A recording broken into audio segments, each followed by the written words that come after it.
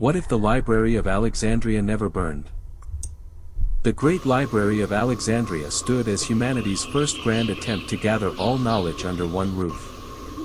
Founded in the 3rd century BCE under the Ptolemaic dynasty, this luminous center of learning eventually housed over 500,000 scrolls, from the mathematics of Euclid to the poetry of Homer, from Babylonian astronomy to Egyptian medicine. Scholars from Athens, Jerusalem, and beyond walked its colonnaded halls, pushing the boundaries of human understanding. Yet history dealt this treasury of wisdom a cruel hand. Through a series of catastrophes, Caesar's fire in 48 BCE, the attack under Emperor Aurelian in 273 CE, and final destruction possibly during the Arab conquest in 641 CE, this beacon of enlightenment was gradually extinguished. With each burning, irreplaceable knowledge vanished forever. But what if these flames had never touched a single papyrus scroll? What if this lighthouse of learning had continued to illuminate the ancient world for centuries more? Today, we explore an alternate timeline where the light of Alexandria never went out, and how that preservation might have fundamentally altered the course of human civilization. In our alternate history, the Library of Alexandria stands not as a tragic symbol of loss, but as an unbroken chain of intellectual transmission spanning millennia. Within its expanding complex, the mathematical works of Apollonius on conic sections would have been preserved intact rather than partially reconstructed centuries later. The complete writings of Aristotle, not just the quarter that survived in reality, would have shaped natural philosophy continuously. The lost books of Euclid and Archimedes, containing advanced geometric concepts, would have accelerated mathematical development by centuries. Perhaps most significantly, the library's meticulous practice of creating multiple copies of every scroll that entered Alexandria's harbor would have provided redundancy against the localized disasters that repeatedly crippled scientific progress. Medical knowledge wouldn't have regressed after Galen but built continuously upon his foundations. In this timeline, the European Renaissance isn't a dramatic rediscovery of ancient wisdom after a 1,000-year gap, but rather a natural evolution within an unbroken scholarly tradition, where knowledge flows continuously from Alexandria to Baghdad, Constantinople, Cordoba, and eventually northward to Paris, Oxford, and beyond. Scientific advancements. Walk with me through the echoing halls of our preserved library, where Hero's primitive steam engine, historically a mere curiosity, instead becomes the subject of systematic improvement across generations of engineers. By the 4th century CE, perhaps simple steam-powered pumps are already draining mines and irrigating fields across the Mediterranean.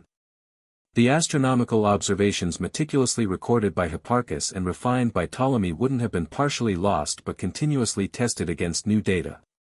Aristarchus's heliocentric model, rather than being dismissed, might have gained empirical support a millennium before Copernicus dared propose it again. Archimedes' method of exhaustion, his proto-calculus, would likely have been formalized into a complete mathematical system by subsequent Alexandrian mathematicians, potentially reaching the equivalence of Newton's and Leibniz's breakthroughs by the 5th or 6th century. Most revolutionary would be the earlier codification of the experimental method. In our history, Ibn al-Haytham formalized controlled experimentation in the 11th century. In Alexandria's alternate timeline, systematic empirical testing might have become standard practice before the Common Era began, accelerating verified knowledge across every field from optics to medicine, potentially advancing technological development by 1,000 years or more. Alexandria's harbor, bustling with ships from Rome, Athens, Carthage, India, and beyond, made the library a unique crossroads of global thought. Each visiting merchant brought scrolls to be copied, filling the library's shelves with diverse perspectives on governance, law, and society. In this alternate timeline, imagine Roman legal code studied alongside Confucian governance principles and Indian political philosophy, creating sophisticated hybrid systems centuries before their time. The collection of diplomatic treaties and international agreements from across the Mediterranean and beyond might have fostered more stable relations between competing powers, potentially preventing the collapse of complex imperial systems. The Alexandrian tradition of appointing scholars regardless of origin, Greeks, Egyptians, Jews, and others all served as head librarians, cultivated a rare intellectual meritocracy. This cosmopolitan ethos might have countered the forces of tribalism and religious exclusion that repeatedly fractured the ancient world. Could this intellectual hub have eventually spawned a different political model altogether? Perhaps a Mediterranean commonwealth bound by shared knowledge and economic interdependence rather than military conquest, a Pax Alexandria instead of a Pax Romana, grounded in cultural exchange rather than legionary might. Within the library's grand hall, the religious texts of countless traditions once resided together: Egyptian hymns to Osiris, Hebrew Torah scrolls, early Christian Gospels, Zoroastrian teachings, and eventually, Islamic scholarship. Had the library endured, comparative religious studies would have emerged millennia earlier. Imagine scholars of different faiths working side by side, each bringing unique perspectives to shared philosophical questions. The theological debates that often led to persecution might instead have occurred within an established framework of respectful dialogue, passionate but bound by Alexandria's tradition of intellectual integrity. Scientific discoveries and religious understanding might have co-evolved more harmoniously. Consider how Alexandrian astronomers, already mapping the heavens with precision in the 2nd century BCE, might have collaborated with theologians to develop cosmologies that accommodated both observation and spiritual meaning. Perhaps most profoundly, the mystical traditions within various faiths might have recognized their common experiential foundations centuries earlier, fostering interfaith understanding rather than suspicion.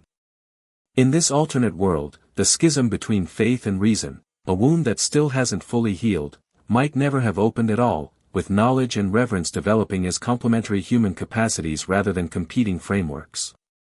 Conclusion.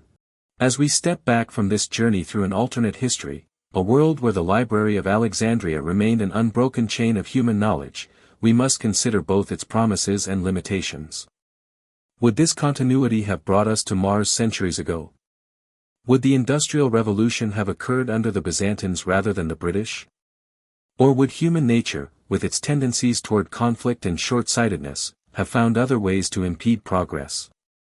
The most compelling lesson isn't about specific inventions or discoveries, but about the power of preservation and connection. Each time knowledge is lost, whether through fire, censorship, or neglect, humanity must painfully rediscover what was once known, wasting precious generations.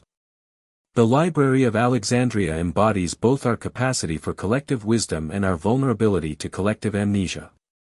Today, as we build vast digital repositories and send golden records into interstellar space, we face the same essential questions: how will we protect what we know? Who will have access to this knowledge? And how will we ensure that our preserved wisdom serves not just immediate interests, but the long flourishing of our species and perhaps others who might someday study our civilizational story? Which aspect of this alternate history captivates your imagination most? Would earlier scientific advancement have fundamentally altered our relationship with nature? Might comparative religious scholarship have prevented centuries of sectarian conflict? Share your thoughts in the comments below. If you've enjoyed this intellectual journey, subscribe for more explorations of history's pivotal moments and tantalizing what-ifs. Until next time, stay curious and keep that ancient flame of learning burning bright.